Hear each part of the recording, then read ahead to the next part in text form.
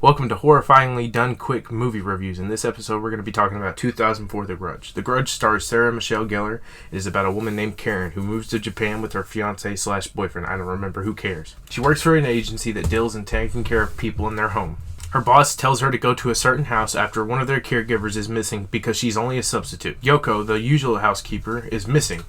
She is pulled into the attic by somebody we don't see. Karen arrives at the apartment only to find Emma, the old mother of the family, laying on the floor in a bed, freaked out, unable to speak. She then hears what sounds like someone making noise in another room. She goes to investigate but sees a little boy trapped in a closet that was taped up. The boy's name is Toshio and he makes a weird cat sound, which she is freaked out by. The boy disappears, she returns to Emma, and she's freaked out even more when some ghostly face of a woman shows up above them.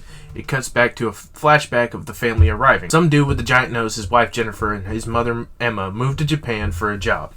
While looking at the house, the realtor gets freaked out by something in the bathtub that's black water. He goes to pull the drain, but then he gets grabbed by a little boy or ghost woman, can't remember. They decide to buy the house and creepy starts happening.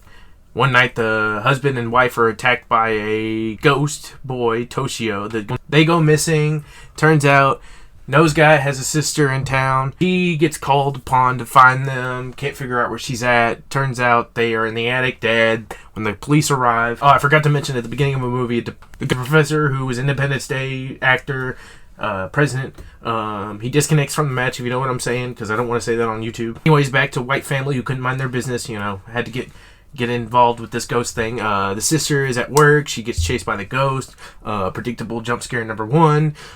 She ends up going missing herself by the ghost. Who knows? When she gets back to her apartment, the cops see the camera. They see the footage. One of the cops, the police chief, cool dude, sees the ghost on camera, figures out he's gonna die because apparently this ghost, if you see her, she kills you, which makes it seem like it's the Ring. I don't know. There's a whole thing. I didn't care. I mean, what are you asking the guy that's doing less than a 10-minute movie review or quickly done movie review of a horror movie that he hasn't seen before and he's now 25? Anyways, sister of the guy that bought the house or rented it is missing, or he's paying monthly or whatever. And also at the same time, Karen's in the hospital for whatever happened. They're talking to her and they tell her that Granny from Willy Wonka, who sleeps in the bed all day, is dead, and they found the family inside. How long had she been there? Had she talked to anybody else? Where did she see the boy? Who was the boy? She's like, I don't know, I just want to leave here. She leaves. She goes see her boyfriend/fiance, who was like, I didn't think they'd let you go. And then there's a whole nother flashback with the professor, and the professor, turns out he's in love with the wife of the kid, or the mother of the kid that's dead.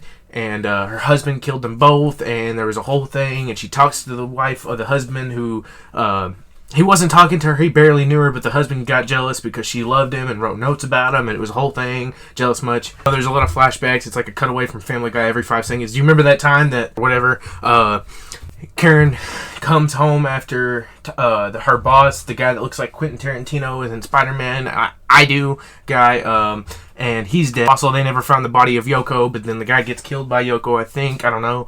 Turns out the fiance found out what was going on at the house and goes to see her in the apartment, but also at the same time, police chief, Asian guy, super cool, is there, and he's going to burn the house down. Well, he gets pussy fart by the little kid that's drowning in the bathtub, and then he gets killed, or we never see him again, and she finds her boyfriend, and he's been attacked, and it turns out she sees the flashback. She sees all the stuff where the professor was found the child dead, and then the wife, and found the husband who hung himself, and then it turns into a thing of, oh my god, how many times do we have to learn something from the past? Just a bunch of people getting taken down by a camper in a house and like feels like war zone. I don't know. Boyfriend's hypnotized, so is she. She goes to light the house on fire and it kills the boyfriend, but it turns out she survived, and then the ghost is still going after her, and she sees her at the end, and it cuts to black. I don't know, this movie's weird. There's a lot of things I didn't pay attention to. The jump scares are not scary. Definitely a weird movie. It's not even scary. It's so scary, not even scary, that I was able to beat my meat, fall asleep, and never think about it again